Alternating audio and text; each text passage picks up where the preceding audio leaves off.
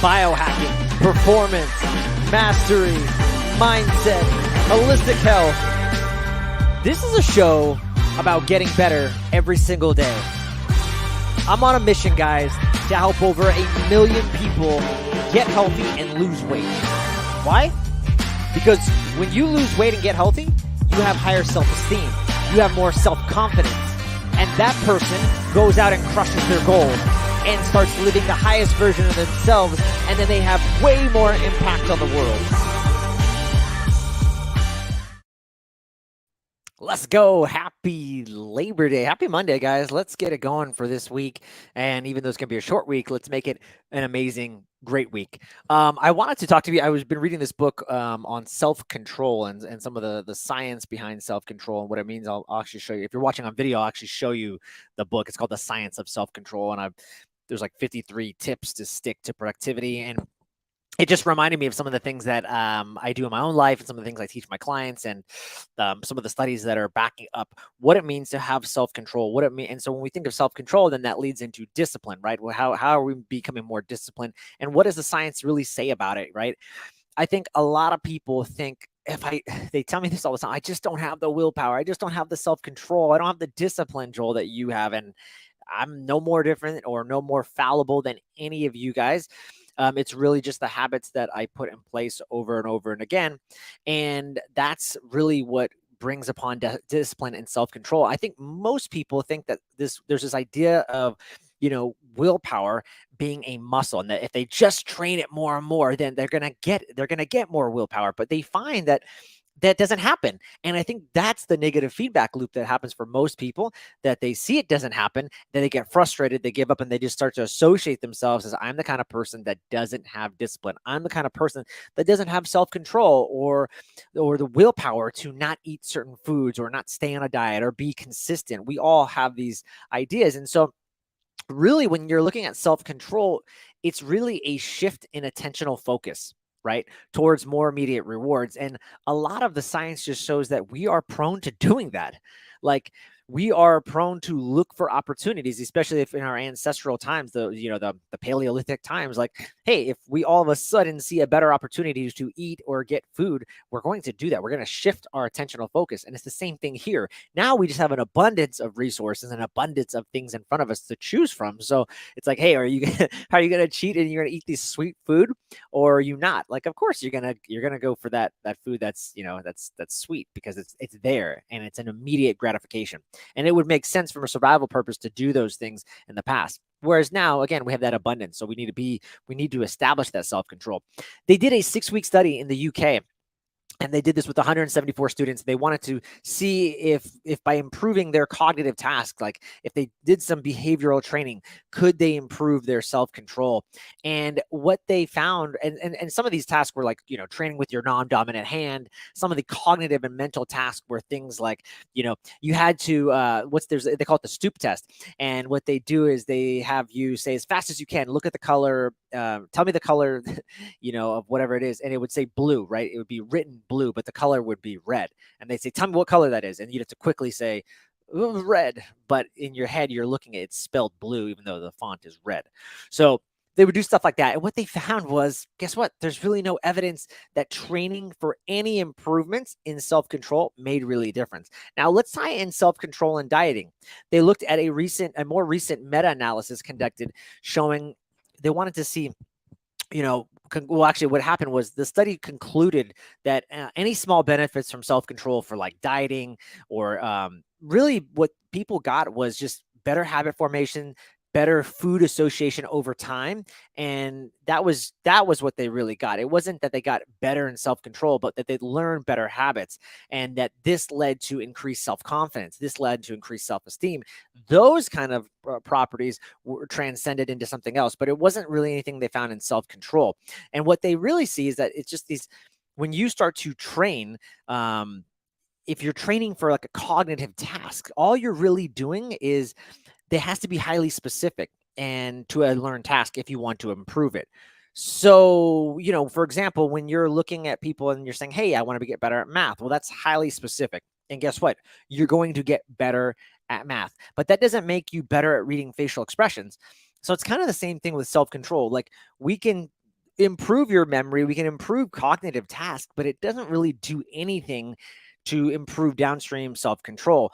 What really, again, works is you need to understand, and Daniel Kahneman talks about this in his book, Think Slow and Think Fast. And what he talks about is there's two systems. There's system one and there's system two. Now, system one is like our amygdala. It's our immediate gratifications. It's our primitive brain, right? And it's seeking immediate rewards, immediate gratifications. Then you have system two, which is not as emotional. And I should have mentioned that for system one. It's more emotional. It's based on feelings, right? System two is our executive functioning. That's like the cognitive. That's like the rational part of us. And they work hand in hand. And the thing about it is self-control is an executive function. It is very much a system two.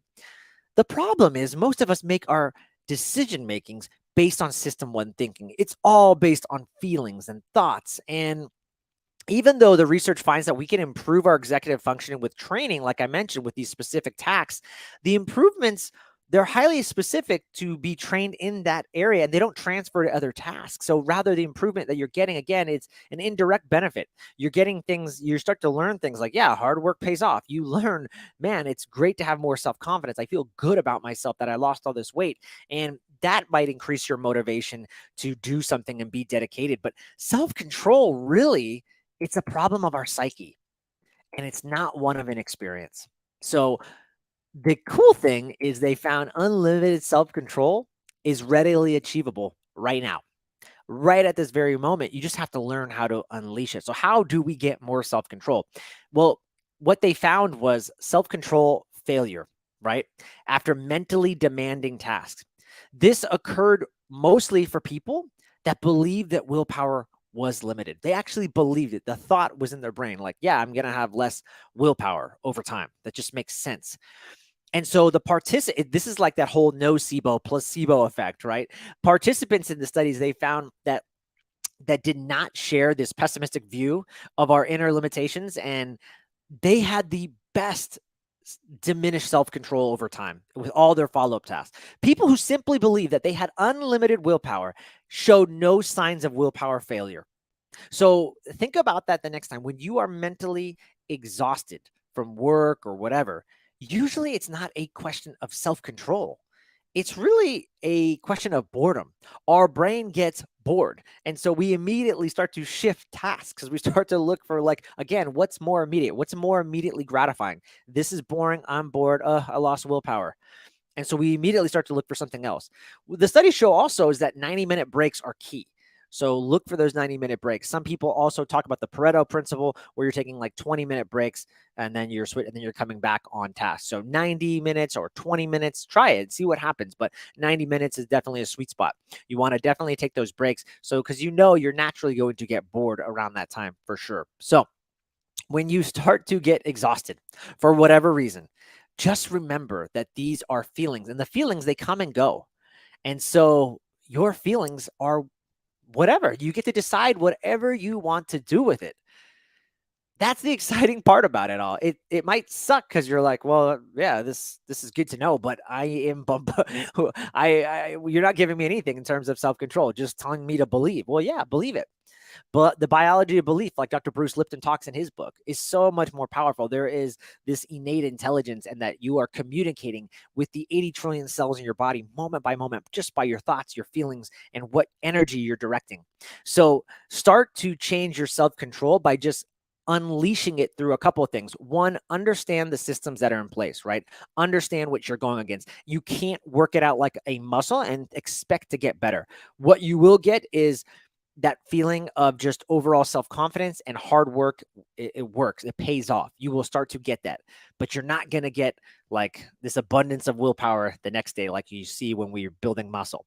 The second thing to realize is that we get bored, and we get bored easily because our brains are honed for immediate gratification. So just understand that and be okay with it, but then learn for ways to mitigate that and get in front of it. So again, take 90-minute breaks, take 20-minute breaks if that works better for you.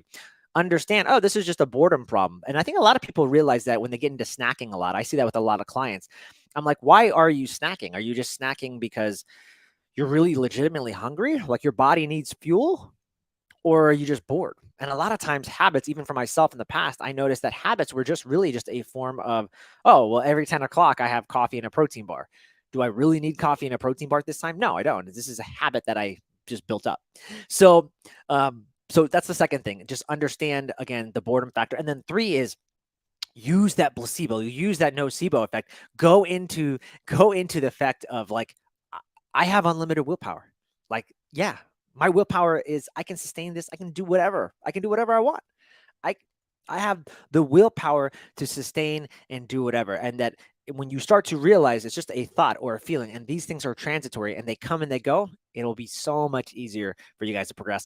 I hope this was helpful on a Monday mindset and motivation Monday. For those of you that don't know, I do holistic health coaching and I help people get to the root cause of their health. I'm really, really good at gut stuff and weight loss. And so if anybody needs help in those 2 areas, please shoot me an email, reach out to me, info@joelevancoaching.com, or shoot me a DM at Joel Evan Coaching, and I'm happy to connect with you guys there. Have an amazing holiday week, and I can't wait to drop some good stuff this week for you. I've got a great podcast with Mark Schatzker. We're going to be talking about cravings this week in his latest book. It's really going to blow, I think, some people's minds. It really ties into some of this topic that we're talking about with willpower. So have an amazing week, guys. Reach out to me if you need anything. I'm out.